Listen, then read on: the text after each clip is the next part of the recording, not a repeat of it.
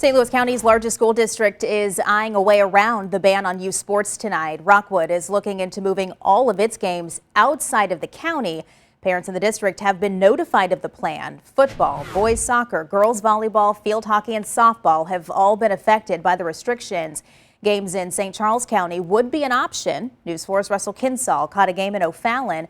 Fort Zumwalt West has quarantined 4 players for safety, but have yet to register a positive test. Fort Zumwalt West High School is playing in its second home game, its 4th game of the season. The district has established protocols for football players, cheerleaders, the band, and even the fans. And they've stressed if you don't follow those protocols, you could jeopardize the season. It's the Fort Zumwalt West Jaguars versus the Francis Howell Vikings. But the more important battle tonight is playing a game without spreading the virus. Angela Herbst is the mother of a football player. I think they're handling things very well. The rules for the fans in the stands are clear. Masks and social distancing are mandatory. A limited number of tickets are sold so people can spread out in the stands. Christian Kerr's younger brother is number 2 on Fort Zumwalt's team. Right now, I think our school is doing a great job of it, especially how St. Louis Public Schools is not having a football season.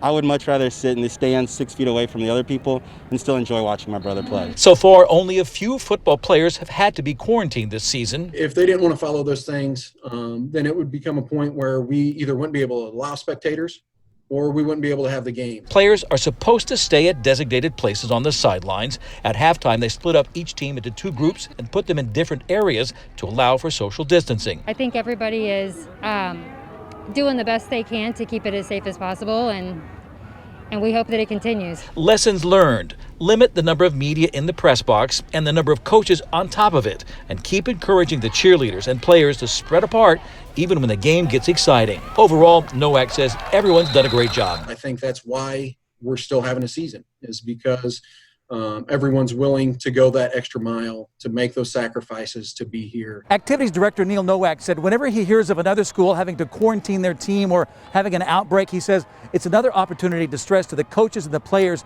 you got to follow those safety guidelines if you want to keep playing football. In O'Fallon, Russell Kinsall, News 4.